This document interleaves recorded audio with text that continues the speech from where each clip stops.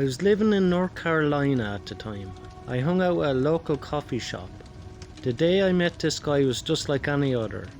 I went into the shop, ordered my coffee and sat down to read the local paper when an older man came up to me and asked if he could sit down. I had gone in there to meet new people, and usually I went for the younger guys, but I thought, what the heck. I said yes, and he sat down and started to ask me questions, like where did I work, where did I live, and did I have any relatives, etc.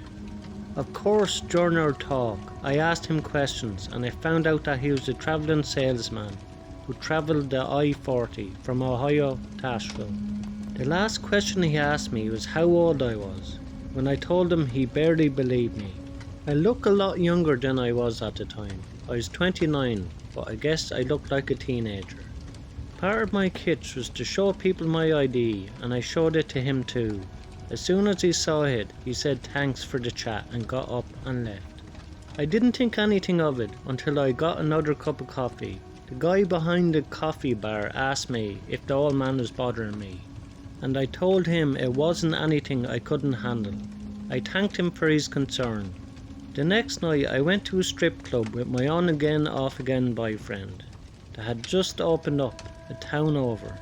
My boyfriend asked me if I wanted to strip because someone had offered the manager $500 for me to do it.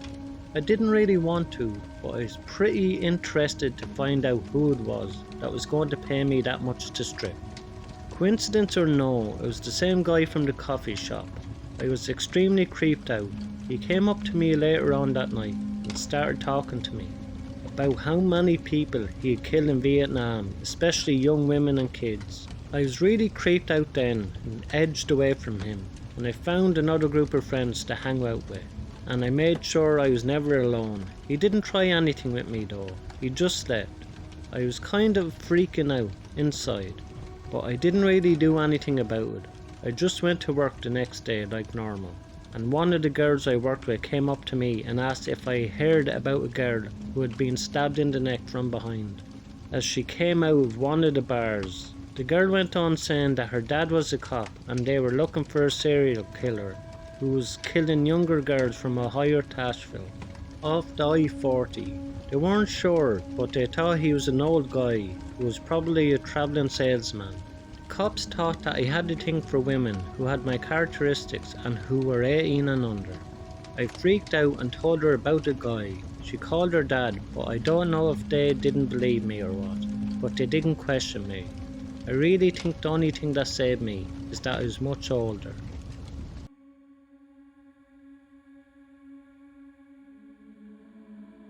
Back in about 2000 or 2001, I was driving by myself back to Arizona after visiting my mom in Colorado. I was in a station wagon and had a desk with me that my mom had given me that used to be my grandfather's.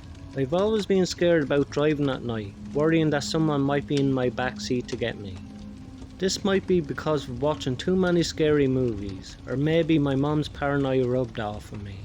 I was in the army and I would drive back and forth a lot to visit her. She would get mad at me for sleeping at rest stops or gas stations, and always told me that someone was going to kidnap or kill me.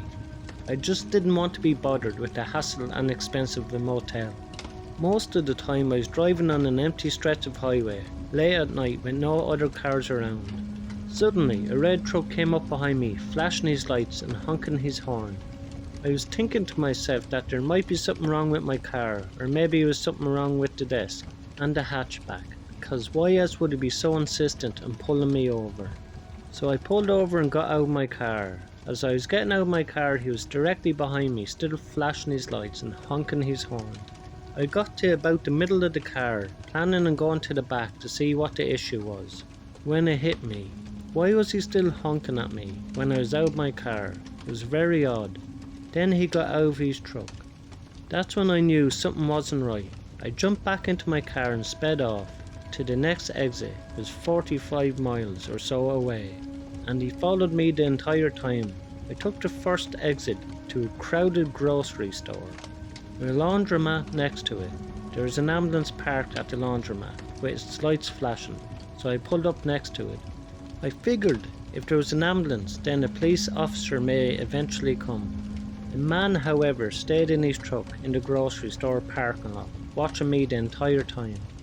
I was terrified and I didn't want to get out of my car, and I felt like an idiot if I would have to tell someone about what happened. I waited about an hour and he finally left. After he left, I waited a little longer before continuing my drive back to Arizona. I was paranoid and watchful for any red trucks the entire time. Fast forward about 5 or 6 years, I was watching the Unsolved Mysteries with my boyfriend at the time, when a story popped up that immediately grabbed my attention.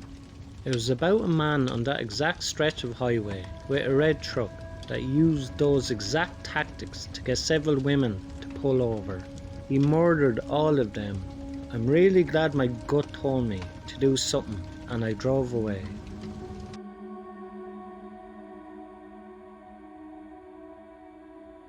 My father was in the army for 21 years. He's retired and moved to a very small town in central Florida. He got bored after a couple of years, and even though we didn't need the money between his retirement and what my mom was making as a tax prep, he wanted to go back to work. He started working at various gas stations, and with it being a small town, the owners didn't care if I came there and helped him out with stocking the coolers or even running the register, as long as I didn't sell any beer or smokes. The actual story I'm going to tell took place in 1990, and I remember the date well because it was shortly after my 15th birthday.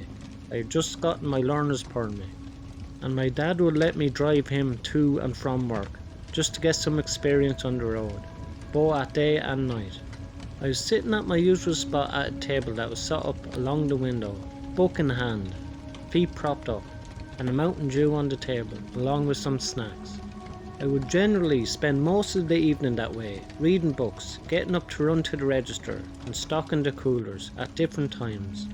I remember glancing up because something caught my attention that was unusual, and I realised that a lady was walking up to our parking lot from the direction of the interstate.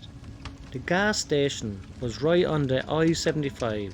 That in itself was really strange because where we were located, you didn't get many people walking, and definitely not walking from that direction from the interstate.